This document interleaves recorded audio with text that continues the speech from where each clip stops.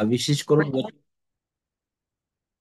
वचन 8 पासून आपण सुरुवात केली होती, जिथं आपण पाहिलं होतं की अ, पवित्र आत्मा तुमच्यावर येईल तेव्हा तुम्हाला सामर्थ्य प्राप्त होईल, आणि मग यरुशलेमेत, सर्व यहूदयात, शमरोनात आणि पृथ्वीच्या शेवटापर्यंत तुम्ही माझे साक्षी व्हाल.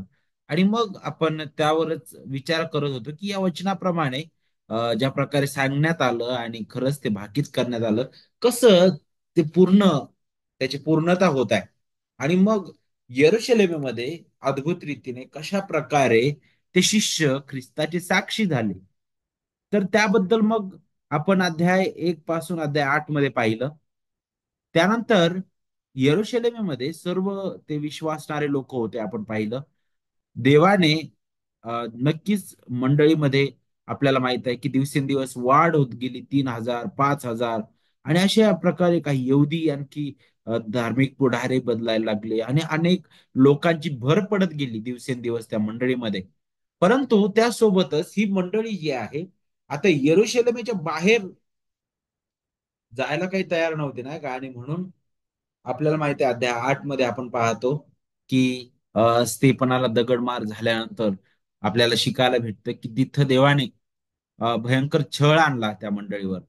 आणि मग त्याद्वारे ती मंडळी जी आहे, ते लोक जे आहेत विश्वासणारे, ते विविध ठिकाणी पांगले. आणि विशेष करून आपण ते पाहिलं होतं की ते यहुदिया आणि शमरोनामध्ये काही लोक तिथून गेले. त्या ठिकाणी गेल्यानंतर ते शांत राहिले नाही, कारण देवाचा आत्मा त्यांना तिथे घेऊन गेला, आपल्याला माहित आहे.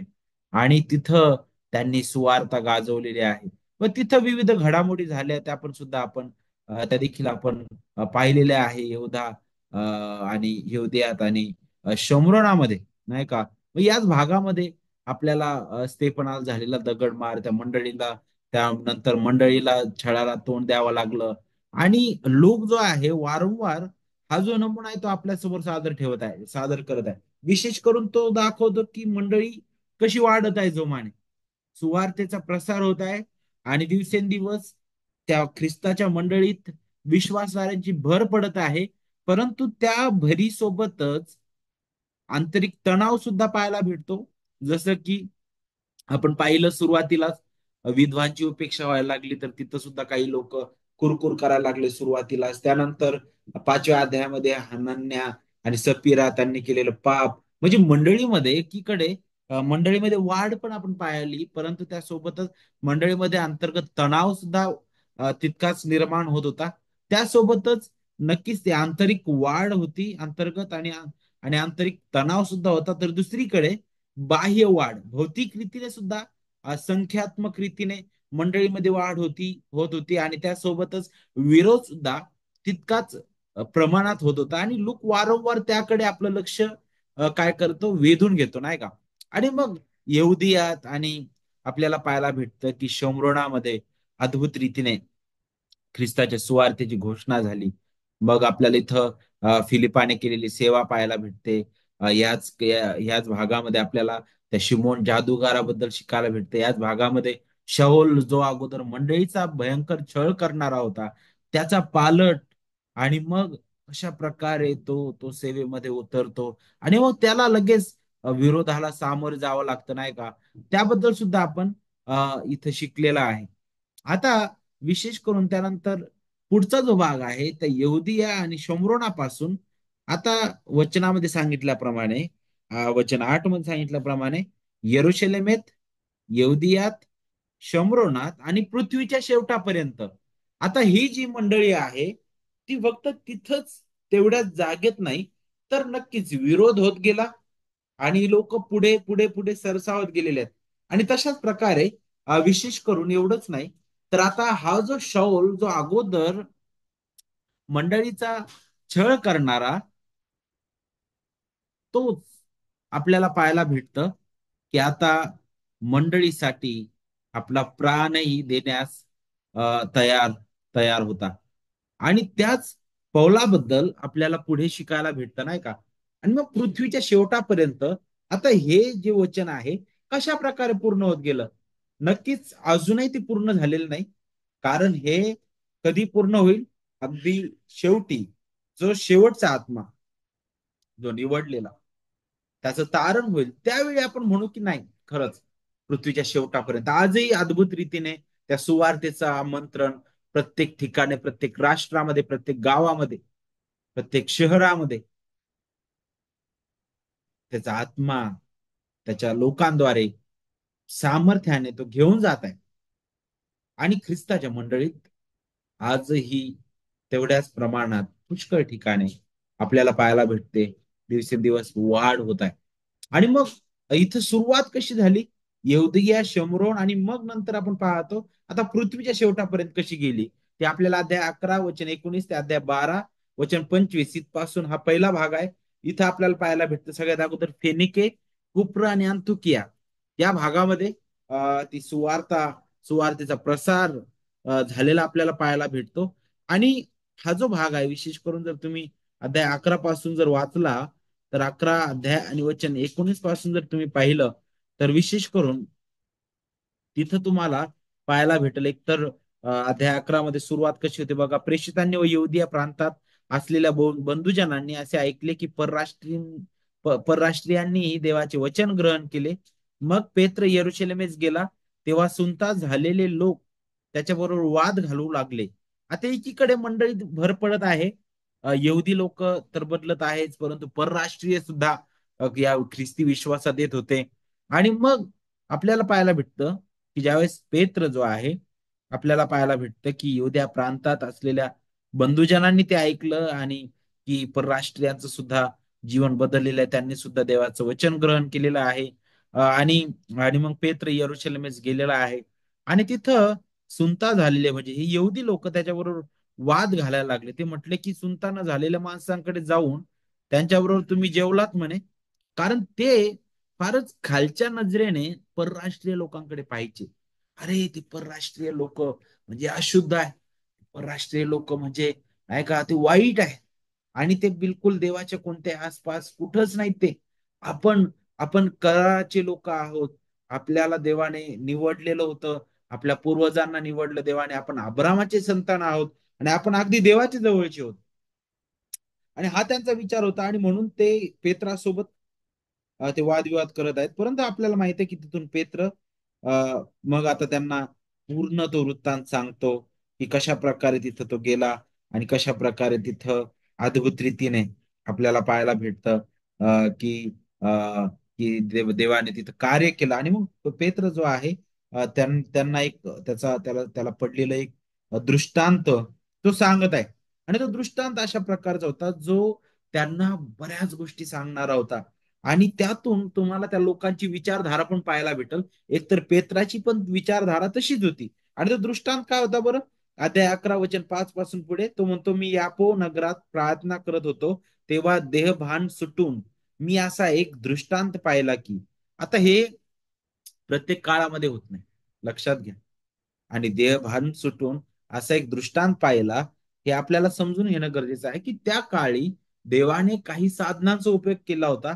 त्याचं कारण हे होतं की मंडळीचा पाया भरणे चालू होतं नाही का, आणि पाया वारंवार नाही भरला जात नाही का. म्हणूनच इफिस्करास पत्र अध्याय 2 मध्ये वचन मला असं वाटतं 20-21 मध्ये काय सांगितलेलं, तुम्ही तुम्ही संदेष्टे आणि प्रेषित त्यांच्या पायावर, त्यांच्या शिक्षणाच्या पायावर तुम्ही रचल्या गेलेल्या आहात म्हटलेलं आहे. बरोबर की नाही. तर पायाभरणी करण्याचं काम संदेष्ट्यांनी आणि प्रेषितांनी केलेलं आहे. आणि तेच आपल्याला इथं पाहायला भेटतं ज्यावेळेस पेत्र जो आहे त्या यरुशलेम येथील मंडळीशी, त्या यहुदी लोकांशी बोलत आहे. मग तो त्यांना तो दृष्टांत सांगतो. तो म्हणतो की मी एक पात्र उतरलं म्हणे खाली, आणि ते मोठ्या चांदव्यासारखं चार कोपरे धरून आकाशातून सोडलेलं असं माझ्यापर्यंत आलं म्हणे. आणि मी त्याच्याकडे न्याहाळायला लागलो, तर त्याच्यामध्ये पृथ्वीवरले चतुष्पाद, श्वापदे, सरपटणारे जीव व आकाशातील पाखरे माझ्या दृष्टीस पडली. आता हे जे वर्णन पेत्र करत आहे, हे वर्णन यहुदी लोकांना अगदी समजत होतं. कारण यहुदी लोकांनुसार, आणि विशेष करून नियमशास्त्रामध्ये काही शुद्ध अशुद्धतेचे नियम देण्यात आलेले होते. काही खाणं आणि टाळणं याबद्दल सुद्धा नियम आपल्याला पाहायला भेटतात. परंतु इथं वेगळंच दिसत आहे. आणि इथं पेत्र म्हणतो की मला त्याच्यामध्ये काही चतुष्पाद, श्वापदे, सरपटणारे जीव आणि आकाशातील पाखरे मला दिसलेले आहेत, जे तुमच्या दृष्टीने अशुद्ध होते. आणि तिथं तो म्हणतो की माझ्या बरोबर बोलताना मी ऐकलं एक वाणी, पेत्रा उठ आणि हे मारून खा म्हणे. जे अशुद्ध ते खा म्हटलेलं आहे. आणि वचन 8 मध्ये काय म्हटलं? परंतु मी म्हणालो नको नको प्रभू, कारण निषिद्ध आणि अशुद्ध असे काही माझ्या तोंडात अजून कधी गेले नाही. मग वचन 9 मध्ये, मग दुसऱ्यांदा आकाशातून वाणी होऊन ती मला म्हणाली, देवाने जे शुद्ध केले आहे ते निषिद्ध मानू नकोस. आता या दृष्टांता मागचा उद्देश काय होता? पेत्र हा दृष्टांत त्या यहुदी लोकांसमोर का मांडत आहे?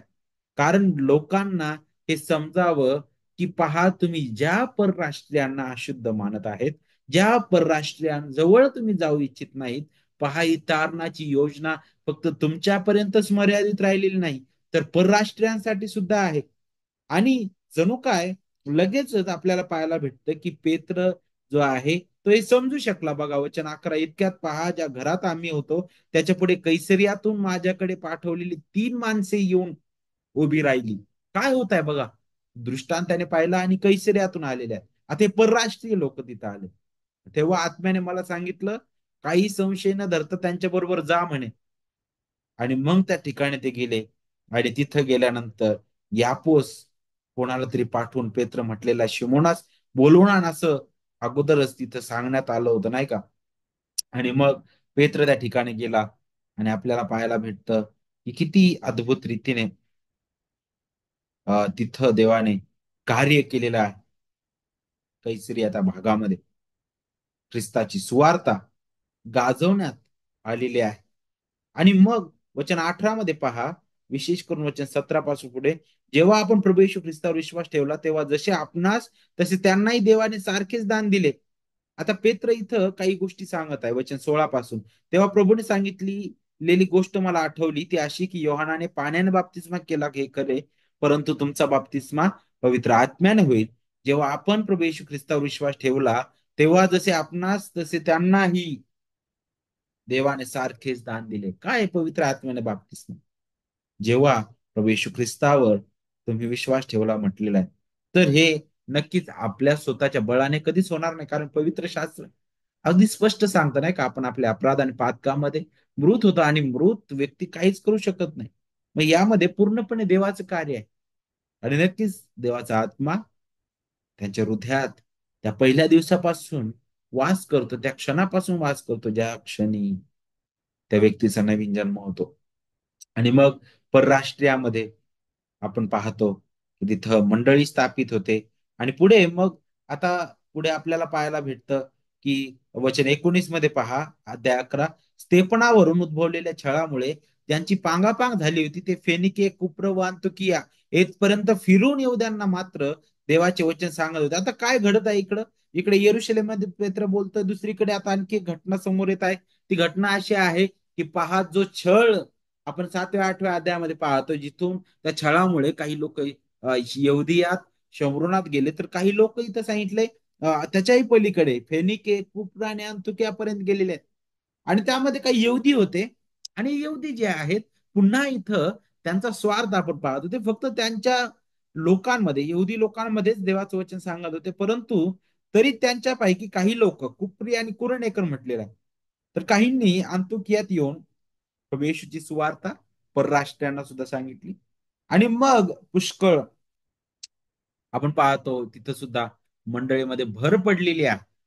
आणि मग आपल्याला पाहायला भेटतं की हा जो पहिला भाग आहे, अध्याय 11 मध्ये वचन 19 ते 30 मध्ये, तर त्या अंत्योकियापर्यंत ती सुवार्ता गाजवण्यात आलेली आहे अगदी. मग फेनिके, कुप्र आणि अंतुकियामध्ये. आणि अंतुकिया हा जो पूर्ण मोठा भाग होता, तिथं सुवार्ता गाजवण्यात आली. मग 12व्या अध्यायामध्ये आपण येतो, तर नक्कीच इथं सुवार्ता गाजवण्यात आली. मग दुसरीकडे आता मात्र छळाला पुन्हा देवाच्या लेकरांना, प्रेषितांना तोंड द्यावं लागलं. इथंच आपल्याला 12व्या अध्यायामध्ये पाहतो की तिथं अगोदर याकोबाला अटक करण्यात आलं. त्यानंतर पेत्राला पण नाही का त्याच्याबद्दल आपल्याला शिकायला भेटतं.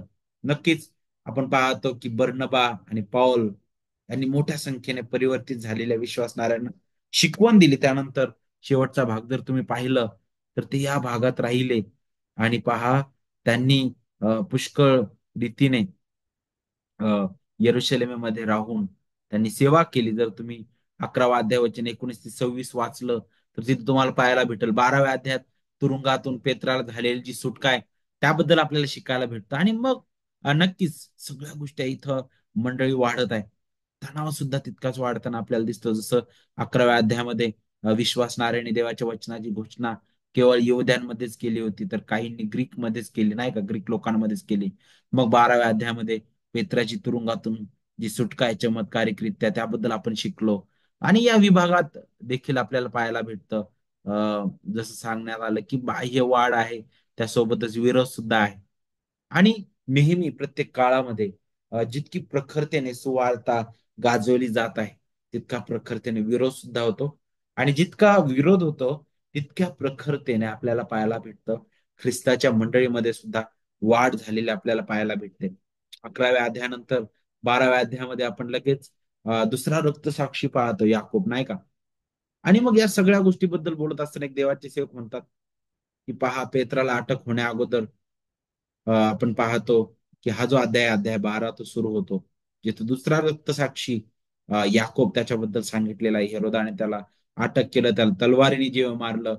आणि विशेष करून लूक जो आहे तो का बरं ही घटना नमूद करतो, तो याकोबाचं त्याला अटक आणि त्याला मारणं किंवा त्याचं रक्तसाक्षी होणं याकडे आपण आपलं लक्ष आपलं वेधून घ्यावं, यासाठी तो या गोष्टी नाही बोलत आहे. तर तो यातून हे दाखवण्याचा प्रयत्न करत आहे की हेरोदाने प्रेषितांना पाहिलं होतं. हेरोदाने प्रेषित जे सुवार्तेचा प्रसार करत होते तो ऐकत होता, ती सर्व गोष्टी पाहत होते. आणि आपल्याला पाहायला भेटतं एकीकडे हेरोदाला पुन्हा भीती वाटली. कारण कारण आता इथं लोकांची भर पडत आहे आणि कदाचित त्याच्या राज्यावर त्याचा परिणाम होईल. आणि मग त्याने विचार केला की अरे, हे जी सुवार्ता आहे काहीतरी अद्भुत आहे. आणि जर हिला अटकाव करायचा आहे तर सगळ्यात अगोदर या प्रेषितांनाच नष्ट करायला पाहिजे. आणि म्हणून त्याने याकोबाला धरलं, याकोबाला मारलं. आणि त्याच अध्यायामध्ये पुढे पेत्राला सुद्धा त्याने धरलेला आहे. आणि आपण पाहतो की त्याला सुद्धा तो मारणार होता, परंतु देवाच्या आत्म्याने त्याला सोडवलं. पेत्राला अटक करण्यात आलं, पण तेथे देवदूत पाठवून पेत्राची चमत्कारिकरित्या सुटका करण्यात आली. आणि आपण पाहतो की पण लोक फार काळजीपूर्वक आपल्याला हे सांगण्याचा प्रयत्न करत आहे की खरोखर हा जो विरोध होता एक सुरुवात होती. प्रेषितांना याच्यापेक्षा कितीतरी भयंकर विरोधाला तोंड द्यावं लागणार होतं, नाही का. आणि नक्कीच तणाव वाढत होता मंडळीमध्ये सुद्धा, बाह्य विरोध सुद्धा होत होता. मंडळीमध्ये सुद्धा या गोष्टी चालू होत्या. त्यासोबत मंडळीमध्ये वृद्धी होत होती. अ, आणि ह्या सगळ्या गोष्टी असताना सुद्धा आपण पाहतो की दिवसेंदिवस ते लोक प्रभूमध्ये वाढत होते.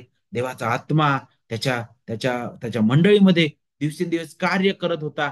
आणि पाहतो त्या सगळ्या छळावर, त्या सगळ्या तणावावर आणि त्या सगळ्या स्थितीवर मात करण्यासाठी मंडळीला तो सामर्थ्य पुरवत होता, त्याची कृपा तो पुरवत होता.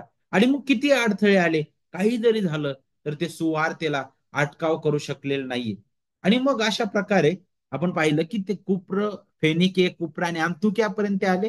आता पुढे आणखी तिथून कुप्र, मग पंफेलिया आणि मग गलतिया प्रांत, आता पूर्ण तो जो भाग आहे एक एक करून कसा व्यापला जात आहे बघा. आता या विभागामध्ये विशेष करून अध्याय 13 वचन 1 ते अध्याय 15 वचन 35 मध्ये आपल्याला हा भाग पाहायला भेटतो. आणि इथं आपल्याला पाहायला भेटतात यवदिया, शमरोन, त्यापासून ती सुवार्ता अगदी पुढे पुढे चाललेली आहे आशिया मायनरच्या पूर्वेकडील भागात. आपण तिथं पाहतो की ती सुवार्तेचा प्रसार होत आहे. आता इथून मात्र अध्याय 13 पासून आपल्याला एक अद्भुत एक जीवनी प्रवास आपल्याला पाहायला भेटतो, नाही का. आणि एका सेवकाबद्दल आपल्याला शिकायला भेटतं ज्याने अनेक पत्र लिहिली. आणि आणि ज्याच्याबद्दल आपण पाहतो, नाही का, ज्याचं नाव पौल. आणि त्याने केलेल्या ज्या सुवार्ता प्रसार फेऱ्या आहेत 3, त्याबद्दल आपण अध्याय 13 पासून पुढे पाहतो की अद्भुत रीतीने देवाने पृथ्वीच्या शेवटापर्यंत अशा प्रकारे ह्या सेवकाचा उपयोग केला देवाने. त्यासोबतच अनेक प्रेषित त्याच्यासोबत जोडले गेले, अनेक देवाचे सेवक त्याच्यासोबत जोडले गेले. आणि हळूवारपणे, अद्भुत रीतीने पहा सुवार्तेचा प्रसार पुढे पुढे होत गेलेला आहे.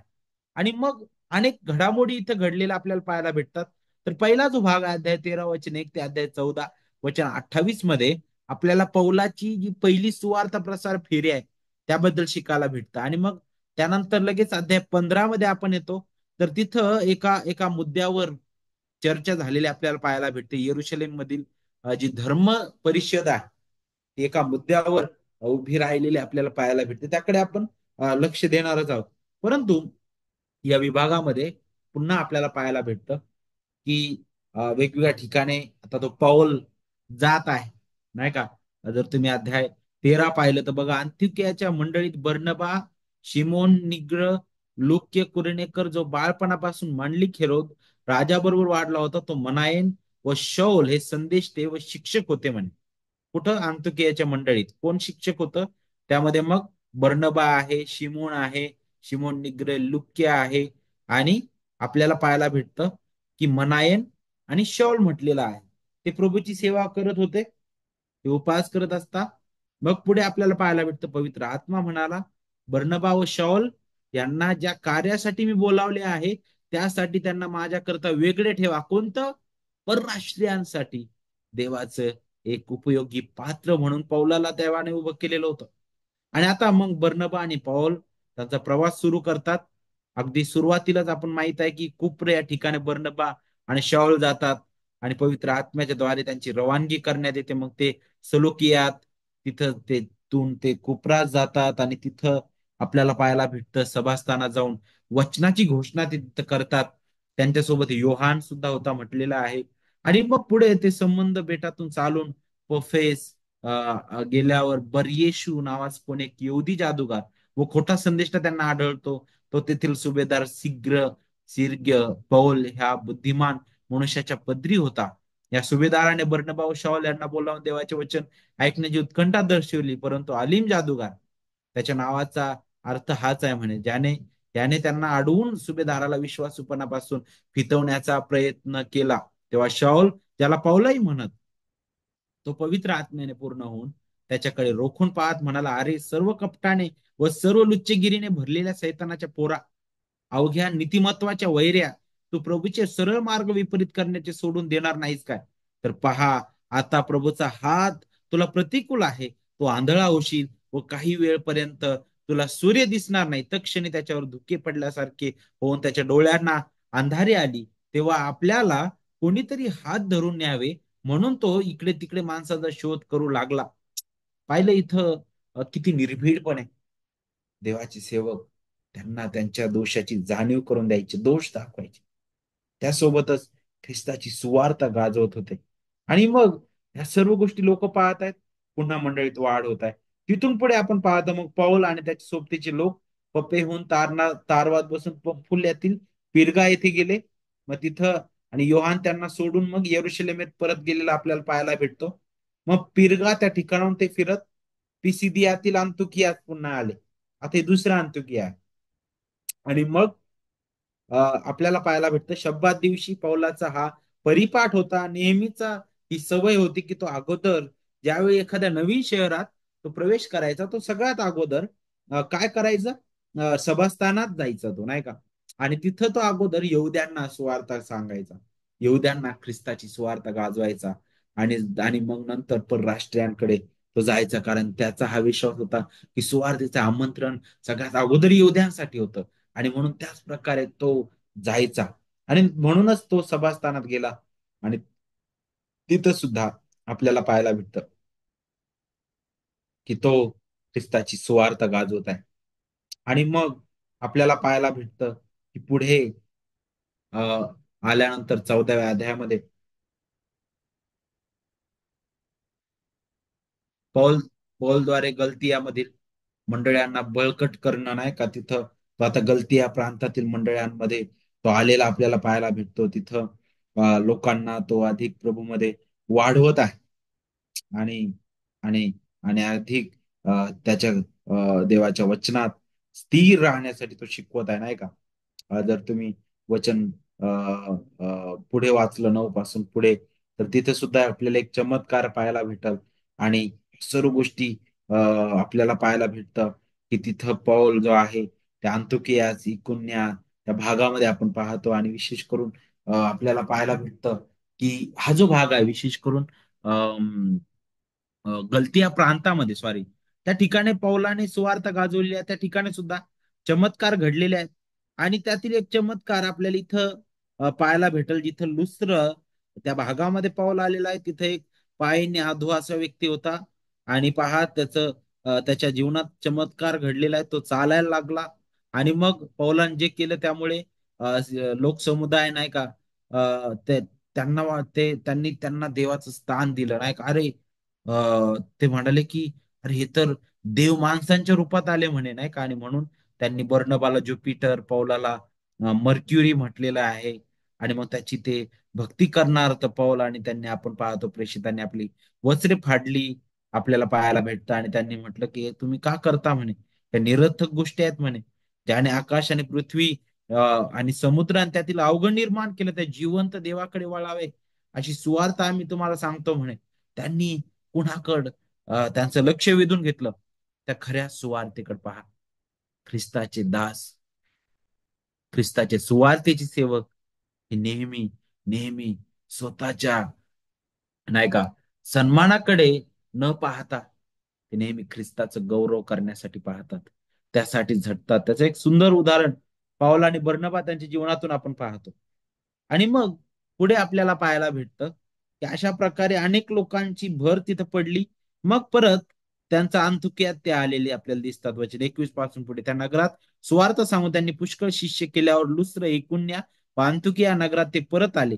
आणि शिष्यांची मने स्थिर राहून त्यांनी त्यांना असा बोध केला की विश्वासात टिकून राहा. गलतिया प्रांतातील लोकांना ज्या प्रकारे ते करत आहेत ते सुद्धा आपल्याला पाहायला भेटतं की टिकून राहा, कारण आपल्याला पुष्कळ संकटात टिकून देवाच्या राज्यात जावे लागेल. त्यांनी त्यांच्यासाठी प्रत्येक मंडळीत वडील निवडले, आणि उपास प्रार्थना करून प्रभू प्रभू ज्या प्रभूवर त्यांनी विश्वास ठेवला होता त्याच्याकडे त्यांना सोपवले. आणि मग पुढे आपल्याला पाहायला भेटतं अद्भुत रीतीने ते पुढे पुढे जात आहे. आता या सर्व गोष्टी आहेत विदेशी विश्वासणारे त्यांची अ, भर पडत आहे मंडळीमध्ये. इकडे यहुदी जे आहेत त्यांच्यामध्ये सुद्धा आपल्याला पाहायला भेटतं की भर पडत आहे. आणि मग 15व्या अध्यायामध्ये आपण येतो तर इथं काहीतरी वेगळं आपल्याला पाहायला भेटतो. आणि त्याच्याकडे लोक जो आहे आपलं लक्ष वेधून घेतो नाही का, की नक्कीच अंतर्गत वाढ आपल्याला पाहायला भेटते, बाह्य वाढ पाहायला भेटते, त्यासोबतच तणाव त्या मंडळांमध्ये सुद्धा आपल्याला पाहायला भेटतो. आणि तो तणाव अगदी सुरुवातीलाच पाहतो आपण, जिथं 15व्या अध्यायामध्ये बघा, सुरुवातीपासून आपल्याला पाहायला भेटतो इथं सुद्धा. तेव्हा काही जणांनी येऊद्याहून उतरून बंधुजनांना अशी शिकवण दिली की मोशेने लावून दिलेल्या परिपाठाप्रमाणे तुमची सुनता झाल्या वाचून तुमचे तारण होणे शक्य नाही. आता 15व्या अध्यायामध्ये आपल्याला पाहायला भेटतं की काही जे येहुद्यामध्ये आणि परराष्ट्रांमध्ये जे यहुदी संप्रदाय होते त्यांच्यानुसार सुनता आणि खाण्यापिण्या संबंधी जे नियम होते नाही का, ह्यावर तणाव निर्माण झाला. यहुदी म्हणायला लागले की नाही, तुम्ही परराष्ट्रीय आहात, तुम्ही अशुद्ध आहात, आणि तुम्हाला जर खऱ्या रीतीने तारण समजून घ्यायचंय तर मोशेने लावून दिलेला जो नियम आहे, आणि सगळ्यात महत्वाची गोष्ट तुमची सुनता होणं गरजेचं आहे. आणि ही सगळ्यात पहिली कृती आहे.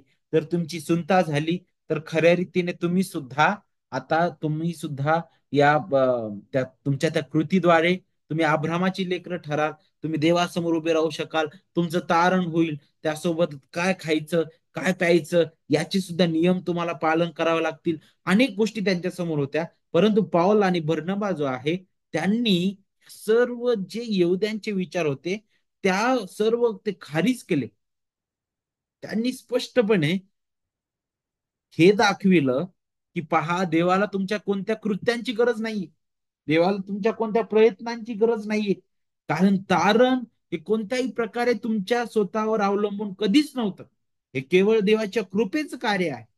आणि 15व्या अध्यायामध्ये आपल्याला पाहायला भेटतं की अ, हा जो वादविवाद आहे तो इतका वाढलेला आहे की तिथं एक एक एक सभा भरवण्यात आली. धर्म परिषद आपण म्हणतो ना की या मुद्द्यांवर ते एकत्रित आले. आणि तिथं आपण पाहतो वचन 6 पासून पुढे, मग प्रेषित वडील वर्ग या प्रकरणाचा विचार करण्यास जमले. तेव्हा पुष्कळ वादविवाद झाल्यावर पेत्र उभा राहून त्यांना म्हणाला, बंधुजन हो, तुम्हाला ठाऊक आहे की माझ्या तोंडून सुवार्ता ऐकून परराष्ट्रीयांनी विश्वास ठेवावा. म्हणजे आरंभीच्या दिवसापासून तुमच्यामध्ये देवाने माझी निवड केली. आणि हृदय जाणणाऱ्या देवाने जसं आपल्याला तसं त्यांनाही पवित्र आत्मा देऊन त्यांच्याविषयी साक्ष दिली. म्हणे तुम्ही ज्यांना अशुद्ध म्हणता, तुम्ही ज्यांना नाही का आपल्यातले नाही मानत, तो म्हणतात की जो आत्मा तुम्हाला मिळालेला आहे तोच आत्मा त्यांना सुद्धा मिळालेला आहे. कारण हे तारण देवाच्या कृपेने आहे, ते कधीच तुमच्या कृत्यांवर अवलंबून नव्हतं. आणि म्हणून पेत्राने त्यांना त्याची जाणीव करून दिली. आणि मग असे असताना जे जोखड आपले पूर्वज व आपणही वाहण्यास समर्थ नव्हतो, ते विशिष्टांच्या मानेवर घालून तुम्ही देवाची परीक्षा का पाहता म्हणे. पौलाचा हा प्रश्न जो आहे, पेत्राचा सॉरी, फारच विचार करण्याजोगा आहे, फारच चित्तवेधक आहे. तो म्हणतो की हे जोखड आपले पूर्वज आणि आपणही वाहण्यास समर्थ नाही म्हणे. आणि अशा वेळी त्यांच्या मानेवर का देता. तुम्ही म्हणता की आम्ही नियमशास्त्र पालन करू शकतो. अरे तुम्ही फक्त एक कृती करता, परंतु नियमशास्त्रातील कोणताच नियम तुम्ही पूर्णपणे पालन करू शकत नाही. कारण हे जीवन पूर्णपणे कृपेने आहे. आणि वचन 11 मध्ये पहा, तर मग त्यांच्याप्रमाणेच आपलेही तारण प्रभू कृपेने होईल असा विश्वास, आपला विश्वास आहे. तेव्हा सर्व लोक गप्प राहिले म्हणे. आणि बर्नबा व पौल यांनी आपल्या द्वारे देवाने परराष्ट्रांमध्ये जी जी चिन्हे व अद्भुते केली त्यांचे त्यांनी वर्णन केलं. आणि मग हे सर्व झाल्यानंतर आपल्याला पाहायला भेटतं की पुढे याकोब जो आहे तो तो म्हणाला तो म्हणाला बंधुजनो ऐका, माझे ऐका म्हणे, परराष्ट्रातून आपल्या नावाकरिता काही लोक काढून घ्यावेत म्हणून देवाने त्यांची भेट कशी घेतली हे शिमोनाने सांगितले आहे म्हणे. आता त्यांच्या ती चर्चा चालू असताना बघा. आणि यांच्याशी संदेश त्यांच्या उक्तींचाही मेळ बसतो असा शास्त्रलेख आहे की यानंतर मी परत येईन व दाविदाचा पडलेला डेरा पुन्हा उभारीन आणि त्याचे भगदाडे बुजवून तो पुन्हा नीट करीन, यासाठी की शेष राहिलेल्या माणसांनी व ज्या राष्ट्रांना माझे नाव देण्यात आले आहे त्या सर्वांनी प्रभूचा शोध करावा. याकोब त्या वचनाची आठवण करून देत आहे की मी दाविदाचा पडलेला डेरा उभारीन, पुनर्स्थापना होईल नाही का. आणि या डेऱ्यामध्ये आता फक्त यहुद्यांसाठी स्थान नाही, तर परराष्ट्रीय सुद्धा आहेत. कारण ज्या राष्ट्रांवर माझे नाव देण्यात आले आहे त्या सर्वांनी देवाचा शोध करावा. मग तो पुढे म्हणतो, तेव्हा माझे मत असे आहे की जे परराष्ट्रातून देवाकडे वळतात त्यांना त्रास देऊ नका म्हणे तुम्ही, नाही का. आजही अनेक मंडळांमध्ये पुष्कळ वेळा ज्या प्रकारे पहिल्या शतकातील मंडळीमध्ये यहुदी लोक परराष्ट्रीय विश्वासधाऱ्यांकडे पाहायचे, आजही पुष्कळ ठिकाणी ह्या गोष्टी घडताना आपल्याला दिसतात. कदाचित आपली पोझिशन, कदाचित आपलं शिक्षण किंवा आम्हाला किती ज्ञान आहे, किंवा आम्ही किती नाही का जवळचे आहोत, किंवा आम्हाला किती वचन नाही का माहित आहे, कदाचित त्यावर जे जे आशक्त भाव आहे त्याच्याकडे फार दुर्लक्षाने पाहिलं जाऊ शकतं. आज पण नाही का, आज मंडळांमध्ये सुद्धा तसं होऊ शकतं. परंतु ही चुकीची गोष्ट आहे. आपण हे समजून घेणं गरजेचं आहे की आपण त्या एकाच शरीराचे अवयव आहोत. आपला मस्तक एकच आहे, ख्रिस्त आहे नाही का. आणि मग आपल्याला पाहायला भेटतं की म्हणून हा जो भेद आहे आता इथं ख्रिस्ताच्या मंडळीमध्ये, श्रीमंत गरीब, स्त्री पुरुष, लहान मोठा, ख्रिस्तामध्ये असा कोणताच भेद आपण ठेवत नाही. का बरं नाही ठेवत? कारण ख्रिस्ताचं रक्त जसं तुमच्यासाठी, तसंच त्या गरीबासाठी, त्या लहानातील एका व्यक्तीसाठी, त्या बहिणीसाठी, भावासाठी, प्रत्येकासाठी सांडल्या गेलेला आहे. ख्रिस्त तुमच्या सगळ्यांसाठी वधस्तंभावर बलिदान झालेला आहे. ख्रिस्त मंडळीसाठी वधस्तंभावर बलिदान झालेलं आहे, आपल्याला पाहायला भेटतं. आणि मग नक्कीच इथं आपल्याला बाह्यवाढ पाहायला भेटते, विरोध पण पाहायला भेटतो. आणि वारंवार लोक जो आहे त्याकडे आपलं लक्ष वेधून घेतो. मग यातून आपल्याला पाहायला भेटतं की नक्कीच अं, अनेक अडचणी आल्या, विरोध झाला, अंतर्गत विरोध झाला, बाह्य विरोध झाला. परंतु नक्कीच देवाची ती सुवार्ता, देवाचा उद्देश पूर्ण केल्याशिवाय राहिला नाही. देवाच्या उद्देशाला कोणत्याही प्रकारे अडथळा झाला नाही, सुवार्तेला कोणत्याही प्रकारे अडखळण ह्या गोष्टी ठरलेल्या नाहीत. तर आपण पाहतो उलट उलट अद्भुत रीतीने सुवार्तेचा प्रसार होत गेलेला आहे. पुढे तिसरा जो भाग आहे पृथ्वीच्या शेवटापर्यंत, अशा प्रकारे. मग आता आपण पाहिलं अंतुकियापर्यंत आहे. त्यानंतर गलतिया प्रांताबद्दल पण आपण शिकलो. आता आशिया, मासिदोनिया आणि आखिया या भागापर्यंत आपण पाहतो सुवार्ता कशी गेली. अध्याय 15 वचन 36 पासून तर अध्याय 21 वचन 16 पर्यंत आपल्याला ते पाहायला भेटतं. वचन 36 पहा. मग काही दिवसानंतर पौलाने बर्नबाला म्हटले, ज्या ज्या नगरात आपण प्रभूच्या वचनाची घोषणा केली तेथे पुन्हा जाऊन बंधुजनांना भेटून ते कसे आहेत हे पाहूया. आता पहिला जो भाग होता 15व्या अध्याय वचन 35 पर्यंत, तिथं आपल्याला पौलाची विशेष करून पहिली सुवार्ता प्रसार फेरी त्याबद्दल शिकायला भेटतं. परंतु आता इथं मात्र आपल्याला पाहायला भेटतं की हा जो भाग आहे अध्याय 15 वचन 36 ते अध्याय 21 वचन 16, जिथं जिथं पौल, बर्नबा त्याचे सर्व सहकारी जण ज्या ज्या नगरात गेले होते, आता पौल म्हणत आहे की पुन्हा आपण तिथे जाऊया, त्यांना भेटूया की नेमकं ते कसे आहेत, ते प्रभूमध्ये कसे वाढत आहेत, नाही का. आणि आपल्याला पाहायला भेटतं की इथं मात्र 15व्या अध्यायामध्ये आपल्याला पाहायला भेटतं की बर्नबा जो आहे आता तो पौलापासून वेगळा होतो, नाही का. आणि त्याचा एक वृत्तांत आपल्याला इथं 36 पासून पुढे पाहायला भेटतो. इथं नक्कीच अंतर्गत वाढ पण पाहतो, तर तणाव पण पाहायला भेटतो, नाही का. मग काही दिवसानंतर पौलाने बर्नबाला म्हटले, ज्या ज्या नगरात आपण प्रभूच्या वचनाची घोषणा केली तेथे पुन्हा जाऊ, बंधुजनांना भेटून ते कसे आहेत हे पाहूया. बर्नबाची इच्छा होती की ज्याला मार्कही म्हणत ते योहानाला बरोबर घ्यावे. परंतु पौलाला वाटले, पंफुलियाहून जो आपल्याला सोडून गेला होता व आपल्या बरोबर काम करण्यास आला नाही त्याला सोबतीस घेणे योग्य नाही. आता इथे एका गोष्टीवरून वाद निर्माण झालेला आपल्याला पाहायला भेटतो. तो वाद अशा प्रकारचा होता की बर्नबाला पाऊल म्हणत आहे की आपण पुन्हा ज्या ज्या भागात गेलेलो आहे तिथं पुन्हा त्या बंधुजनांना भेटूया आणि त्यांचं कसं चाललंय आपण ते पाहूया. आणि बर्नबाची इच्छा होती की आपल्यासोबत आता आपण योहान, ज्याला मार्कही म्हणत, ज्याने मार्क शुभवर्तमान लिहिलं, नाही का, त्या भावाला पण आपण घेऊया. परंतु पाऊल का बरं त्याला घेण्यास नकार देत होता?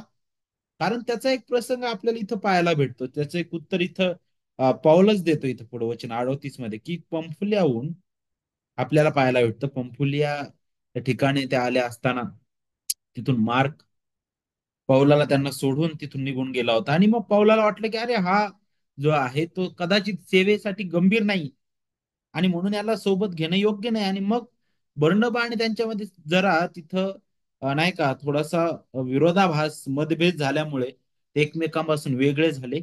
आणि नक्कीच हे वेगळं पण सुद्धा देवाच्या सुवार्थेच्या वृद्धीसाठी कारणीभूत ठरलं. कारण बर्नबा मार्कला घेऊन तारवात बसून कुपरास गेला, पण पाऊल आणि सिला, आता पौलासोबत सिला आपल्याला पाहायला भेटतं, सिलाला त्याने सोबत घेतलं. आणि बंधुजनांनी त्याला प्रभूच्या कृपेवर सोपवल्यावर तो तेथून निघाला म्हणे. आणि मग मंडळांना स्थैर्य देत देत सुरिया, किलकिलिया यामधून तो पुढे गेलेला आहे. आणि मग आपल्याला पुढे इथं शिकायला भेटतं की आता ह्या भागामध्ये पौलाची दुसरी आणि तिसरी सुवार्ता प्रसार फेरी पाहायला भेटते.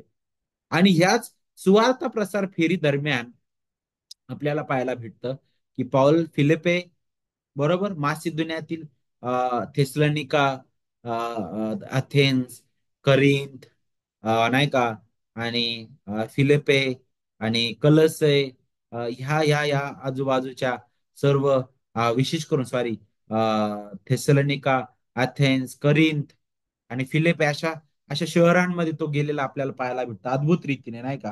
कारण पौलाला तर तिकडे जायची बिलकुल इच्छा नव्हती. जर तुम्ही 16वा अध्याय जर वाचला तर तुम्हाला त्याच्याबद्दल इथं शिकायला भेटल. नक्कीच ते आता पश्चिम आशिया मायनर मध्ये ते गेलेले आहेत. आणि तिथं जाण्यासाठी ते निघालेले असताना आपल्याला पाहायला भेटतं 16व्या अध्यायामध्ये.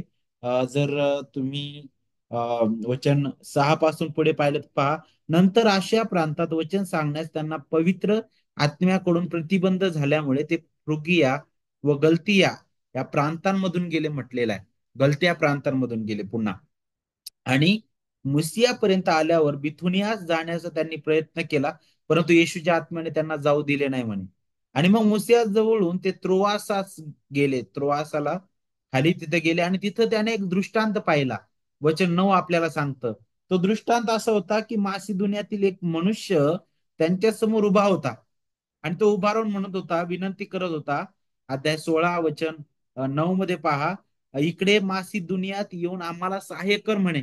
आणि हा दृष्टांत ज्यावेळेस पौलाने पाहिला आणि त्याने समजून घेतलं की अरे, त्या लोकांना सुवार्थ सांगण्यासाठी देवाने आम्हाला तिथं बोलावलंय म्हणून. आणि म्हणून ते त्या ठिकाणी निघालेले आहेत. आणि तिथे गेल्यानंतर सगळ्यात अगोदर आपण पाहतो की ते फिलिपे मध्ये गेले. सगळ्यात अगोदर फिलिपे मध्ये गेले, नाही का. आणि अशा प्रकारे ती सुवार्ता आता मात्र अं, आता युरोप खंडात सगळ्यात अगोदर गेलेले आपल्याला पाहायला भेटते अद्भुत रीतीने. आणि तिथं सगळ्यात पहिलं जे शहर आहे मासिदुनियाचं, विशेष करून फिलिप आहे, त्या ठिकाणी ते गेले.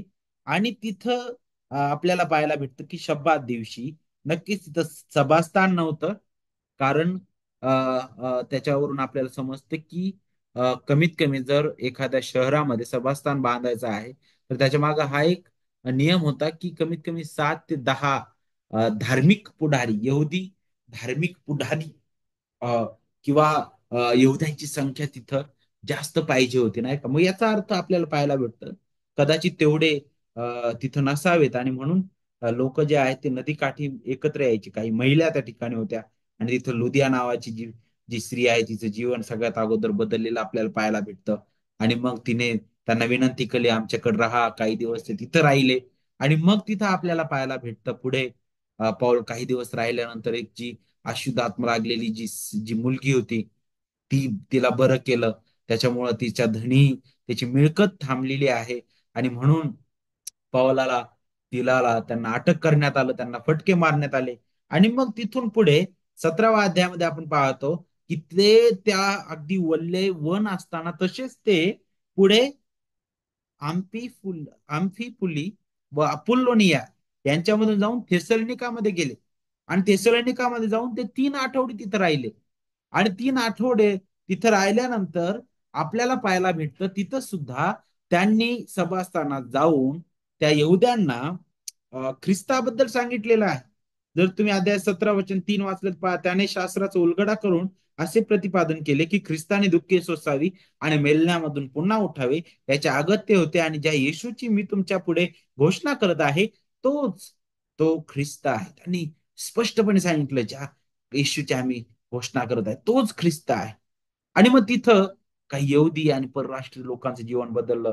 आणि मग यासोन नावाच्या व्यक्तीच्या घरी ते एकत्रित यायला लागले. मग काही जे यहुदी ज्यांनी विश्वास ठेवला नाही त्यांनी भयंकर विरोध केला. आणि आणि त्यांनी जणू काय पैसे देऊन गुंड बोलवले. त्याने अनेक परराष्ट्रीय लोकांना त्यांच्या विरुद्ध उठवले. आणि पहा, तिथून मग पौलाला, तिलाला आणि तिमथ्याला तिथून आता इथं तिमथी पण त्यांच्यासोबत होता, त्यांना तिथून पळावं लागलं, त्यांना जावं लागलं. आणि त्या ठिकाणाहून ते बिरुयास गेले. बिरुयास हे यहुदी पुन्हा तिथं आलेले आपल्याला पाहायला भेटतात. आणि मग तिथून अं, असं करत करत ते करिंथ मध्ये गेले.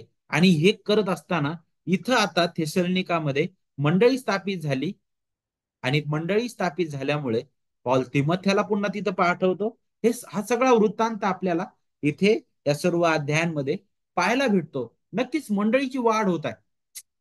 आणि मग पुढे आपल्याला पाहायला भेटतं आणखी एक गोष्ट म्हणजे मला असं वाटतं की पौलाला अध्याय 18 मध्ये प्रिस्किल्ला आणि अक्विल्ला जे आहेत ते भेटतात, नाही का. पुढे जर आपण पाहिलं आणि त्यांच्याबद्दल बोलत असताना तिथं ते जे आहेत ते करीन त्या ठिकाणी आलेले आपल्याला पाहायला भेटतात, मला असं वाटतं. आणि तिथं ते भेटल्यानंतर आपण पाहतो की त्यांनी सुद्धा सुवार्थ ऐकली, त्यांचं पण जीवन बदललं गेलं. आणि मग त्यांच्याद्वारे आपण पाहतो की ती सुवार्ता पुढे अ, रोम रोम मध्ये गेलेले आपल्याला पाहायला भेटते, नाही का, पुढे जाऊन. मग अशा प्रकारे एवढंच नाही तर आपल्याला अध्याय 19 मध्ये वचन 1 ते 20 मध्ये आपल्याला पाहायला भेटतं की मग असे झाले की अपुल्लो करिंथात असता पौल वरच्या प्रांतात मधून जाऊन इफिसास पोहोचला. येथे कित्येक शिष्य त्याला आढळले. त्यांना तो म्हणाला, तुम्ही विश्वास ठेवला तेव्हा तुम्हाला पवित्र आत्मा मिळाला काय? त्यांनी त्याला म्हटले, पवित्र आत्मा आहे की काय हे आम्ही ऐकले नाही. तो त्यांना म्हणाला, तर तुम्ही कसला बाप्तिस्मा घेतला? ते म्हणे की योहानाचा बाप्तिस्मा. पौलाने म्हटले, योहान पश्चातापाचा बाप्तिस्मा देत असे. तो लोकांना सांगत असे की माझ्या मागून येणाऱ्यावर जो म्हणजे येशूवर तुम्ही विश्वास ठेवा. इथं पौल त्यांना स्पष्ट करत आहे. योहानाचा उद्देश काय होता? ख्रिस्ताकडे बोट दाखविणं. आणि मग आपल्याला पाहायला भेटतं की देवाच्या आत्म्याचा बाप्तिस्मा म्हणजे काय आहे, की तो तारणाचा अनुभव, तो आपल्याला नवीन जीवन देतो, तो आपल्याला नवीन जन्म देतो. त्याच उत्तर ख्रिस्ताने योहान 3 अध्यायामध्ये सांगितलेलं आहे, नाही का? की तो जन्म म्हणे आत्म्याद्वारे आहे म्हणे. आणि आत्म्याचं कार्य कसं आहे म्हणे? त्या वाऱ्याप्रमाणे आहे म्हणे. वारा एका दिशेने येऊन कसा जातोय आपल्याला समजत नाही. तशाच प्रकारे ते क्षणात कार्य आहे देवाच्या आत्म्याचं. आणि आपण तेच इथं पाहतो की आपल्याला तो ख्रिस्ताकडे घेऊन येतो. मग इफिसच्या सभास्थानात आणि तोरणाच्या पाठशाळेमध्ये पाऊल पुढे आपल्याला सुवार्ता गाजवताना दिसतो 19व्या अध्यायामध्ये. आणि मग तिथं सुद्धा एकीकडे मंडळीमध्ये वाढ, त्यासोबतच मंडळीमधला तणाव आपल्याला पाहायला भेटतो. आणि मग पहा, जसं बर्नबा यांच्यात मार्कवरून वाद झाला, ते विभक्त झाले. त्याबद्दल अगोदरच अध्याय 15 मध्ये आपण पाहिलं. त्यानंतर 20व्या अध्यायामध्ये 17 ते 38 मध्ये आपल्याला पुढे शिकायला भेटतं. मग त्याने मिलेताहून इफिसास निरोप पाठवून मंडळीच्या वडिलांना बोलावून घेतलं. ते त्याच्या जवळ आल्यावर त्याने त्यांना म्हटलं, मी आशिया प्रांतात पहिल्याने पाऊल टाकल्या दिवसापासून तुमच्या बरोबर नेहमी कसा होतो, म्हणजे फार नम्रतेने आसवे गाळत आणि यहूद्यांच्या कटामुळे माझ्यावर आलेली संकटे सोसत मी प्रभूची सेवा कशी केली हे तुम्हाला ठाऊक आहे म्हणे. जे हितकारक ते तुम्हाला सांगण्यात आणि 4 लोकात व घरोघरी शिकवण्यात मी कसूर केली नाही म्हणे. पश्चाताप करून देवाकडे वळणे व आपल्या प्रभू येशू ख्रिस्तावर विश्वास ठेवणे या संबंधाने यहुदी व हेलेनी यांना मी साक्ष देत होतो. पण आता पहा, मी अंतर्यामी बद्ध होऊन यरुशलेमेत जात आहे. आता पाऊल इथून मात्र आपल्याला पाहायला भेटतं की त्याचा प्रवास आता यरुशलेमेकडे पुन्हा वळत आहे. आणि पौल आता इथं मात्र त्या मंडळीला वाईट हेतू असणाऱ्या पुढाऱ्यांपासून, नाही का, तो काय करत आहे? सावध राहा म्हणून तो इशारा देत आहे. बघा, मी कशाची काळजी करीत नाही म्हणे, मी आपल्या प्राणाची किंमत सुद्धा करत नाही म्हणे, एवढी सुद्धा. तर तरी तो काय म्हणतो पहा पुढे. तो म्हणतो की आता मी पुन्हा जाणार आहे, विशेष करून तो म्हणतो मला माहित नाही काय होईल, नाही का, मला तिथं मी यरुशलेमेत जात आहे म्हणे. तेथे पुन्हा मला कोणत्या प्रसंगाला तोंड द्यावं लागेल मला माहित नाही म्हणे. पण कारण त्याला तिथं पुष्कळ अनुभव झाला, त्याला विरोध झालेला आपल्याला पाहायला भेटतो. पण पुढे वचन वचन 25 मध्ये विशेष करून तो म्हणतो की आता पहा, ज्यांच्यामध्ये मी देवाच्या राज्याची घोषणा करत फिरलो त्या तुमच्या कोणाच्याही दृष्टीस माझे तोंड पुन्हा पडणार नाही हे मला ठाऊक आहे म्हणे. पौलाला अगदी कळून चुकलं होतं की मला पुन्हा, मी आता इथे त्या लोकांना, कदाचित इफिस मधील लोकांना मी पुन्हा भेटणार नाही. आणि मग आपल्याला पाहायला भेटतं पुढे जाऊन तो म्हणतो की आजच्या दिवशी, नाही का, पुढे तो म्हणतो की मी तुम्हाला खात्रीपूर्वक सांगतो म्हणे की मी सर्वांच्या रक्ताविषयी निर्दोषी आहे. कारण देवाचं संपूर्ण मनोदय तुम्हाला सांगण्यास मी कसूर केली नाही. देवाचा सेवक पहा, त्याचं हृदय पहा, त्याने कोणतंही वचन झाकून ठेवलं नाही. नाही, नाही, आज नको बाबा, मंडळीला दुःख होईल, मग मी हे वचन नाही सांगत मंडळीला. नाही, नाही, आज त्यांना वाईट वाटल, नको सांगायला हे, नाही का. नाही, कधीच नाही केलं. मी देवाचा पूर्ण मनोदय तुम्हाला सांगितलेला आहे म्हणे. परंतु का म्हणतो, तुम्ही स्वतःकडे व ज्या कळपात पवित्र आत्म्यानं तुम्हाला अध्यक्ष करून ठेवले त्या सर्वांकडे लक्ष द्या म्हणे, यासाठी की देवाची जी मंडळी त्याने आपल्या रक्ताने स्वतःकरिता मिळवली तिचे पालन पोषण तुम्ही करावे. किती अद्भुत आहे. आपल्याला कोणत्या मंडळीचं पालन पोषण करण्यासाठी देवाने ही संधी दिलेली आहे. जी मंडळी देवाची आहे, ती मंडळी कोणत्या व्यक्तीची नाही. ज्या मंडळीसाठी रक्त सांडण्यात आलेलं आहे, अनमोल रक्त सांडण्यात आलेलं आहे, त्या ख्रिस्ताचं अनमोल रक्त सांडण्यात आलेलं आहे. आणि त्याच्याद्वारे, त्याच्या स्वतःकरिता ती मंडळी मिळवण्यात आलेली आहे. त्या मंडळीचं पालन पोषण करण्यासाठी देवाने नेमलेलं आहे.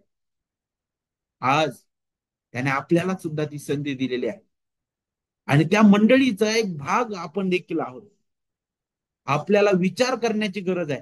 वचन 19 सांगतं, मी गेल्यावर कळपाची दाया माया न करणारे क्रूर लांडगे तुमच्यामध्ये शिरतील, हे मी जाणून आहे म्हणे. तुमच्यापैकी काही माणसे उठून शिष्यांना आपल्या मागे ओढून घेण्यासाठी विपरीत गोष्टी बोलतील म्हणे. तो इफिस मध्ये 3 वर्ष राहिला, आपल्याला माहित आहे. रात्रंदिवस त्याने अश्रू गाळत प्रत्येकाला बोध केलेला आहे, खंड पडू दिलेला नाहीये. आणि आता आपल्याला पाहायला भेटतं की बंधूंनो, मी तुम्हाला प्रभूकडे व त्याच्या कृपेच्या वचनाकडे सोपवतो म्हणे. तो तुमची वाढ करण्यास व पवित्र केलेल्या सर्व लोकांमध्ये तुम्हाला वतन देण्यास समर्थ आहे. किती अद्भुत आहे बघा. देवाचा सेवक, त्याचं हृदय कसं आहे ते आपल्याला इथून पाहायला भेटतं. पुढे 15 ते 21 मध्ये आपण पाहतो बाह्य वाढ पण होती, विरोध पण होता. पौलाने अनेक परिवर्तन, विशेष करून झालेले विश्वासणारे लोक त्याला मिळाले. मंडळी स्थापित झाल्या, मंडळ्या स्थापित झाल्या. अशा प्रकारे बाह्य वाढ झाली.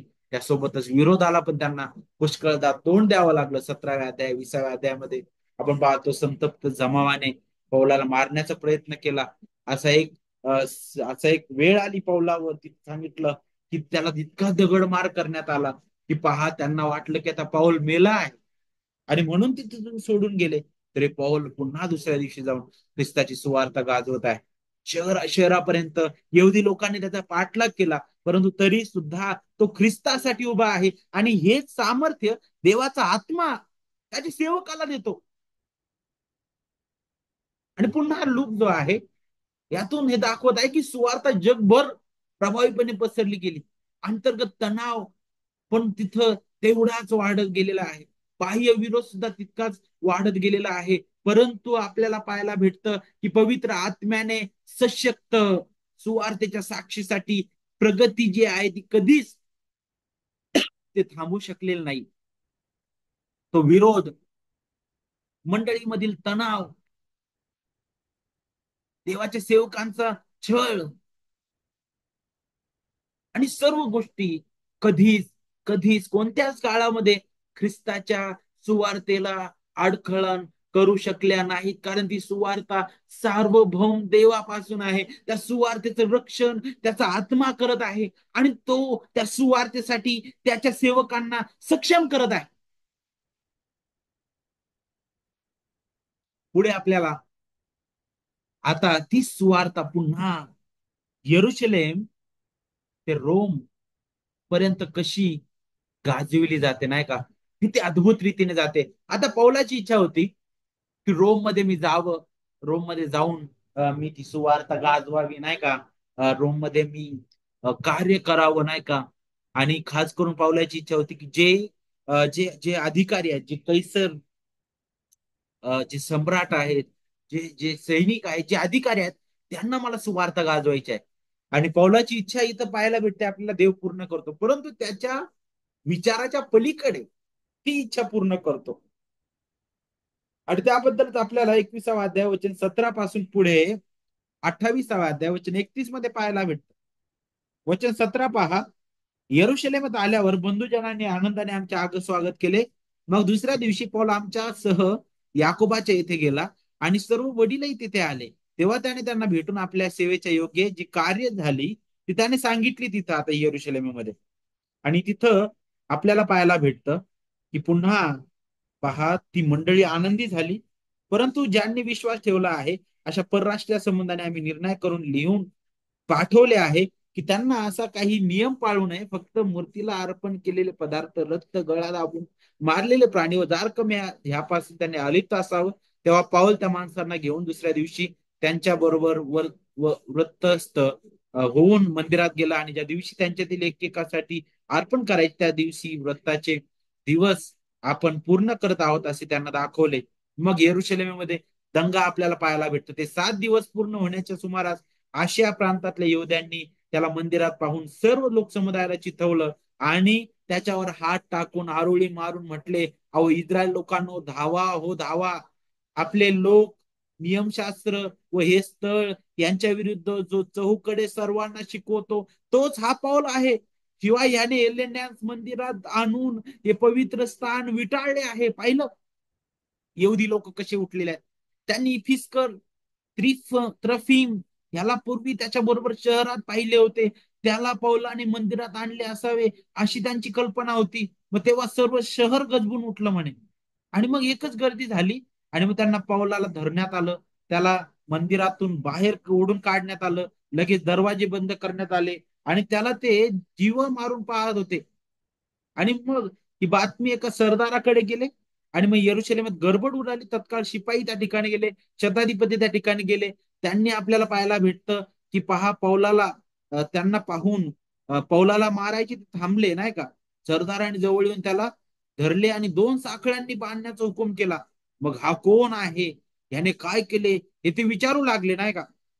आणि मग आपण पाहतो की त्याला धरण्यात आलं. आणि मग लोकांचा समुदाय तिथे होता. आणि मागे चालत असून त्याची वाट लावा अशी ते ओरडत होते. पौलाला गडीत नेणार इतक्यात त्याने सरदाराला म्हटले, मला आपल्या बरोबर काही बोलायची परवानगी मिळेल का म्हणे. तो त्यांना हेलेनी भाषा, तुला येते काय म्हणे. ज्या मिस्त्र्याने थोड्या दिवसामागे बंड उडवून त्या 4,000 मारेकऱ्यांना रानात नेले, तोच तू आहेस की नाही. तेव्हा पौलाने म्हटले, मी किलकिलियातील तासकर यहुदी आहे, हलक्या सलक्या नगराचा राहणारा नव्हे. मी आपल्याला विनंती करतो की लोकांबरोबर बोलण्याची मला परवानगी द्या. त्याने आता त्याचा जो खरा अधिकार आहे रोमी, त्याचा उपयोग केला इथं. त्याने परवानगी दिल्यावर पौलाने पायऱ्यावर उभे राहून लोकांना हाताने खुणवले. आणि अगदी शांत झाल्यावर तो त्यांच्याबरोबर इब्री भाषेत येण्याप्रमाणे बोलला म्हणे. आणि मग त्याचं भाषण आपल्याला अध्याय 22 मध्ये पाहायला भेटतं अद्भुत रीतीने. आता हा जो भाग आहे, या भागामध्ये पौलाचा जो प्रवास आहे, त्याला अटक, त्याचा तुरुंगवास नाही का, याबद्दल आपल्याला शिकायला भेटतं. यरुशलेम मध्ये त्याला अटक करण्यात येतं. यरुशलेमेपासून त्याला रोम पर्यंत नेण्यात येतं. आणि अद्भुत रीतीने रोम पर्यंत सुद्धा ही सुवार्ता गाजवली जाते. आता हा जो भाग आहे, हा भाग 4 भागामध्ये विभागला गेलेला आहे. पहिलं, पौलाला यरुशलेम मध्ये अंतिम त्याने साक्ष दिली, जे आपण इथं पाहिले आता. त्यानंतर पौलाचा तुरुंगवास अध्याय 23 मध्ये आपल्याला पाहायला भेटतो. मग त्याचा जो कठीण प्रवास आहे रोमला जाण्याचा, तो आपल्याला पुढे 27व्या अध्यायात पाहायला भेटतो. आणि मग शेवटी त्याची रोम मध्ये जी साक्ष आहे त्याबद्दल आपल्याला शिकायला भेटतं. त्या भागात देखील आपल्याला पाहायला भेटतं की नक्कीच तणाव आहे. इथं भयंकर छळाला तोंड द्यावं लागत आहे. परंतु तरी सुद्धा मंडळीची वाढ थांबलेली नाही. ख्रिस्ताच्या सुवार्तेची वृद्धी कधीच त्याला अडखळण ठरलेलं नाहीये. सगळ्या गोष्टी आहेत तिथं. तणाव पाहायला भेटतो, विरोध पाहायला भेटतो, परंतु मंडळीची वाढ आपल्याला त्यासोबत पाहायला भेटते. अद्भुत रीतीने इथं पुरावे आपण पाहतो. अध्याय 21 आणि 22 मध्ये सुवार्ता प्रसार करण्यासाठी पाऊल आणि इतर विश्वासणाऱ्यांचा दुःख सहन करण्याची आणि मरण्याची देखील इच्छा होती. आपल्याला अध्याय 21-22 मध्ये पाहायला भेटतं. आणि पौल विश्वासणाऱ्यांना परंपरा सोडून देण्यास शिकवत असल्याचं अफवा अध्याय 21 मध्ये आपल्याला पाहायला भेटते, करण्यात आली. त्याचा परिणाम यरुशलेम मंडळीमधील त्याची उपस्थितीमुळे आपल्याला पाहायला भेटतं. निर्माण झालेला तो तणाव आपण पाहतो. आणि मग पुढे पुन्हा या भागात पुन्हा बाह्यवाढ आणि मग विरोध आपल्याला स्पष्ट पाहायला भेटतं. आणि मग पौल जो आहे, अध्याय 26 आणि 28 मध्ये जर आपण पाहिलं, तर अनेक उच्च पदस्थ अधिकाऱ्यांना सुवार्थ सादर करू शकलेला आहे पुढं. अध्याय 28 मध्ये आपण पाहतो पौलाने कोणत्या अडथळ्याविना रोम मध्ये प्रचार केलेला आहे. त्यासोबत लुकने देखील हे निदर्शनात आणून दिलं की या वाढीला नाही का विरोध झाला, तणाव तिथं आलेला आहे. ज्यात पौलाला अटक करण्यात आलं नाही का. रोमच्या सरकारने 4 वर्षांचा तुरुंगवास त्याला ठोठावला, अध्याय 24 आपल्याला सांगतं. आणि मग अध्याय 28 मध्ये पौलाचा तुरुंगवास पुन्हा आपल्याला पाहायला भेटतो. आणि मग या सगळ्या गोष्टीबद्दल बोलत असताना देवाचे सेवक काय म्हणतात की पहा, पौल जो आहे त्याचा रोम मधील अनुभव जो आहे, तो तो तो पुढील गोष्टींवर प्रकाश टाकत होता. पहिली गोष्ट तर प्रारंभिक मंडळीमधील अंतर्गत तणाव आणि विरोध, आणि इथपर्यंत की जणू काय आता सुवार्तेचं कार्य कदाचित थांबेल असं चित्र तिथं दिसायला लागलं. कारण हा पाऊल जो आता पूर्ण आशिया मायनर मध्ये जो विविध भागामध्ये गेला, त्याने विविध भागामध्ये ख्रिस्ताची सुवार्थ गाजवली. प्रत्येक भागामध्ये मंडळी स्थापित करण्यात आली आणि मोठ्या प्रमाणात ख्रिस्तावर विश्वास ठेवणाऱ्यांची संख्या वाढत आहे. त्याच पावलाला अटक करण्यात आलेला आहे आणि आता त्यांना रोमकडे घेऊन गेलं जात आहे. आता कदाचित सुवार्थ थांबली की काय तिथं, पण तसे काहीच नाही. रोमी लोकांनी पौलाला तुरुंगात टाकलं, तेव्हाही आपल्याला पाहायला भेटतं संपूर्ण धैर्याने आणि कोणत्याही अडथळ्याशिवाय पौल प्रचार करत राहिला. सुवार्ता पृथ्वीच्या टोकापर्यंत पसरत राहिलेली आहे. तुम्ही कल्पना करू शकता, पौलाला अटक करण्यात आलं. सभास्थान, जो पौल अगोदर सभास्थान आणि रस्त्यावर सुवार्ता गाजवत होता, त्या पौलाची इच्छा होती की मला रोमी त्या कैसरी अधिकाऱ्यांपर्यंत ख्रिस्ताची सुवार्ता घेऊन जायची आहे. तो पौल आता मोकळ्या हाताने, अगदी अगदी नाही का, कोणत्याही प्रकारच्या बंधनात नसलेल्या अशा स्थितीत नाही, तर त्याला पकडण्यात आलं. अशा स्थितीत त्याला तिथं नेण्यात आलं. अचानक देवाचं सार्वभौम कार्य आपण तिथे पाहतो. नक्कीच आता पौलाला अटक करण्यात आलं. आता तो कुठेच जाऊ शकत नव्हता. त्याच्या हालचालीवर मर्यादा आल्या आणि त्याच्या सर्व गोष्टींवर मर्यादा आल्या. तो काहीच करू शकत नव्हता. परंतु त्याच्या मुखावर मात्र कुणीच मर्यादा आणू शकलं नाही, कारण केवळ आणि केवळ देवाचं नियंत्रण त्याच्यावर होतं.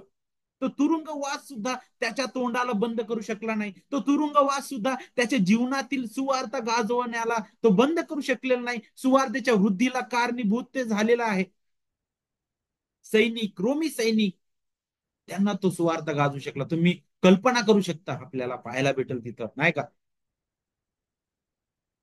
एका रात्री त्याला जेव्हा धरून नेण्यात आलं, त्यावेळी त्याच्यासोबत कोण कोण होतं? जवळजवळ असं म्हटलं जातं की 200 पायदळ सैनिक होते, 200 भालेदार होते, 70 घोडेस्वार एवढे लोक त्याच्यासोबत होते. आणि मग तुम्ही अंदाज लावू शकता, तिथे पौलाने त्यांना सुवार्ता गाजवली.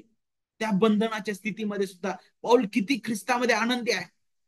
आता मात्र राज्यपालापुढे, अधिकाऱ्यांपुढे त्याला उभं राहायचं होतं. तो आता त्या सभास्थानात नव्हता, त्या रस्त्यावर नव्हता. आता त्या राज्यपालापुढे, अधिकाऱ्यांपुढे तो होता. रोमला त्याच्या प्रवासाने प्रत्येकाला सुवार्ता पोहोचवण्याचा देवाची ती योजना पौलाच्या त्या कार्याद्वारे नेलेली आहे. आणि पौल लूक जो आहे त्याच्याकडे आपलं लक्ष वेधून घेतो. पौल रोम मध्ये अटक आहे. पौलाला अटक करण्यात आलेली आहे. आणि पौलाचं लाईफ आपल्याला तिथं पाहायला भेटतं. त्याही स्थितीमध्ये तो शांत बसलेला नाही. जर तुम्ही फिलिपिकरास पत्र वाचलं, जर तुम्ही इफिसकारास पत्र वाचलं, जर तुम्ही कलसेकरास पत्र वाचलं, फिलेमोन, ही पत्र तुम्हाला त्याची आठवण करून देईल. दुसरे तिमथी, जिथं पॉल म्हणतो की आता मी माझा विश्वास राखलेला आहे, त्या बंधनात सुद्धा त्याच्या मुखाला कुणीच अडवू शकलं नाही. आणि हे देवाच्या महान आत्म्याचं सामर्थ्य आहे. देवाचा आत्मा फक्त बोलण्यासाठी नाही, नाही का, मंडळीमध्येच फक्त काहीतरी उड्या मारण्यासाठी किंवा काहीतरी करण्यासाठी नाही. ख्रिस्ताचे साक्षी इतर दुष्ट जगासमोर होण्यासाठी तो तुम्हाला सामर्थ्य पुरवितो. देवाचा आत्मा जर आपल्यामध्ये वास करतो, हा जर आपला विश्वास आहे, जर आपल्याला वाटत आहे की देवाचा आत्मा माझ्या हृदयात आहे, तर लक्षात घ्या, माझ्या जीवनातून, माझ्या बोलण्यातून, माझ्या वागण्यातून खरंच ख्रिस्त इतरांना दिसतो का? आणि जर माझ्या जीवनातून ख्रिस्त इतरांना दिसतोय, तर त्याचं फळ मला पाहायला भेटत. पौलाच्या जीवनात आपल्याला ते पाहायला भेटतं, नाही का. अद्भुत रीतीने पाऊल त्या रोम मध्ये आहे. आता इथून पुढचा जो वृत्तांत आहे, लूक देत नाही. परंतु आपण पाहतो की पौलाला माहित होतं की आता माझा जो आहे तो प्रयाण काळ जवळ आलेला आहे. त्याच्यानंतर रोमचा जो शेवटचा तुरुंगवास आहे, तिथं आपल्याला पाहायला भेटतं, ज्याबद्दल दुसरी तिमोथीमध्ये आपण पाहतो. परंतु पौलाला एक समाधान आहे. तो त्याही स्थितीमध्ये म्हणू शकला की मला तर जगणं ख्रिस्त आणि मरण लाभ आहे. तो त्याही स्थितीमध्ये म्हणू शकला की मी तर हे तात्कालिक जे संकट आहे, ते मला त्या महान गौरवाचा भार उत्पन्न करणार आहे. तो ते म्हणू शकला की मी त्या मुकुटाकडे पाहत आहे, जो प्रभूने माझ्यासाठी दिलेला आहे. तो म्हणतो की मी प्रभूमधील आनंद घेत आहे. त्याच्याकडे पाहून अनेक कैसर्यातील ते सैनिक त्यांचं जीवन बदललं. अगदी त्या त्या त्या रोमी महलापर्यंत ख्रिस्त गाजविला गेलेला आहे. आणि मग देवाच्या आत्म्याचं सामर्थ्य हेच आहे की देव त्याच्या अद्भुत कार्य तो करून घेत आहे. प्रेषितांची कृत्य आजही चालू आहे. हे पुस्तक अजूनही संपलेलं नाही, कारण पृथ्वीच्या शेवटापर्यंत अजूनही सुवार्तेचा प्रसार होत आहे. आज देवाने तुम्हाला आणि मला ही संधी दिलेली आहे. आजही जो पौलाच्या काळामध्ये जो देव होता तोच देव आजही आहे. तो त्रैक देव आजही कार्य करत आहे. तोच देव आहे. तोच ख्रिस्त आहे ज्याने त्या मंडळीमध्ये अद्भुत कार्य घडून आणलं. तोच ख्रिस्त आज आपल्या जीवनात सुद्धा कार्य करणार आहे. तोच आत्मा ज्या आत्म्याने पौलाला अगदी त्या बंदिवासात सुद्धा ख्रिस्ताचा साक्षी होण्यासाठी समर्थ केलं, तोच आत्मा आज आपल्यामध्ये सुद्धा वास करतो. ती सुवार्ता जी पौलाने गाजवलेली आहे, ती सुवार्ता आजही तितकीच ताजीतवानी आहे.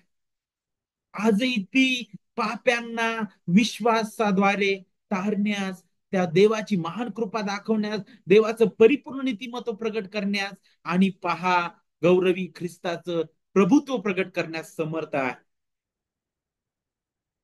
देव त्याचं राज्य बांधत आहे पृथ्वीच्या शेवटापर्यंत. तो त्याची सुवार्ता गाजवित आहे. आज आपल्याला विचार करणं गरजेचं आहे.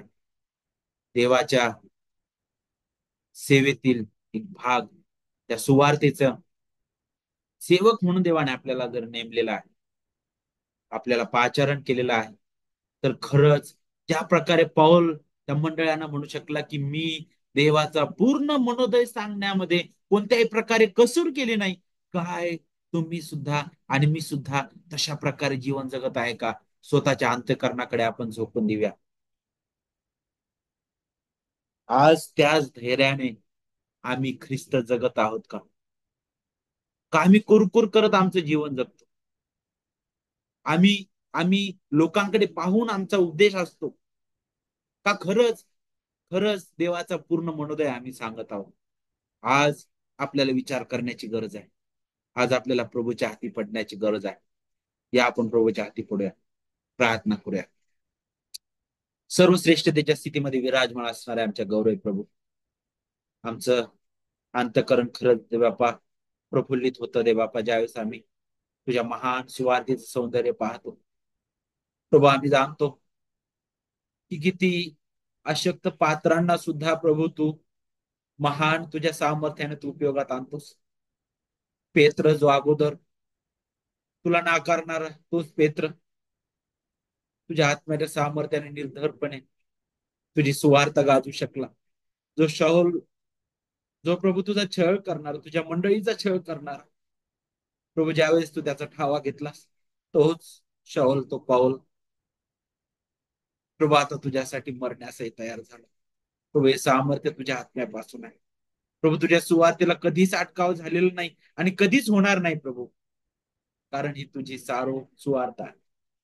प्रभू आम्हाला दया कर, धैर्याने तुझी सुवार्ता गाजवण्यास, तुझ्या सुवार्तेवर नित्य मनन करण्यास, तुझी सुवार्ता जगण्यास आणि तुझी सुवार्ता गाण्यासाठी प्रभू धन्यवाद देतो. तुझा आत्मा आम्हाला तू दिलेला आहे, जो आम्हाला आमच्या सर्व प्रसंगामध्ये धैर्य देणार आहे. आमचे नेत्र आम्ही तुझ्याकडे लावतो बापा. या वेळेबद्दल धन्यवाद देतो प्रभू. हो दे आमच्यामध्ये जे कुणी आज दे बापा भयभीत होत असतील सुवार्तेसाठी, आज तुझ्या आत्म्याद्वारे पुन्हा त्यांना धैर्य दे. हो दे प्रभू, आज आमच्यामध्ये जे कुणी अशक्त आहेत प्रभू, खऱ्या रीतीने त्यांना तू सशक्त कर तुझ्या आत्म्याद्वारे, तुझ्या सुवार्तेद्वारे. प्रभू आज जे कोणी इथं प्रभू तुझ्या आमच्या तारणाऱ्या ख्रिस्ताच्या परिपूर्ण कार्य त्याच्यापासून अलिप्त असतील, आज तुझ्या सुवार्तेचा प्रखर प्रकाश त्याच्या हृदयात तू पाड. आम्ही आहोत तशी तुझ्या हाती पडतो प्रभू, आमच्यावर दया कर. प्रभू तुझे प्रिय लेकर म्हणून आम्हाला तू ही संधी दिलेली आहेस प्रभू. आम्हाला दिलेलं आयुष्य आहे, आमच्या आयुष्याची मर्यादा तू आखलेली आहेस. 20 वर्ष, 30 वर्ष, 40 वर्ष, 50 वर्ष, 60 वर्ष प्रभू, हा आयुष्याचा काळ तो आम्हाला दिलेला आहे. आमचा हा डामडोल पूर्ण कष्टमय आहे, दुःखमय आहे प्रभू. आम्ही प्रार्थना करतो हे आयुष्य तू दिलंस, प्रत्येक समयाचा, प्रत्येक त्या कौशल्याचा, प्रत्येक त्या गोष्टीचा, जी सर्व गोष्टी तो आम्हाला ख्रिस्ताच्या सुवार्तेसाठी प्रभू, ख्रिस्ताचे साक्षी होण्यासाठी एक साधन म्हणून दिलेला आहे, त्याचा प्रत्येक गोष्टीचा तू झाडाझडती घेणार आहेस. आणि म्हणून प्रभू आम्हाला तू सहाय्य कर सर्व गोष्टींचा विचारपूर्वक योग्य उपयोग करावा म्हणून. प्रभू, कुठेही आम्ही स्वतःच हित पाहू नये. आम्ही मंडळीसाठी झटावं, मंडळीसाठी आम्ही जगावं, मंडळीवर प्रीती करण्यास आम्हाला तू शिकव. आम्हाला हरवलेल्या आत्म्याप्रती कळवळ तू दे. आणि प्रभू, तुझ्या हाती आम्हाला पडण्यास सहाय्य कर. धन्यवाद आम्ही तुला देतो. प्रभू येशूच्या प्रेमळ गोड नावामध्ये प्रार्थना मागतो म्हणतो आहे. आमेन.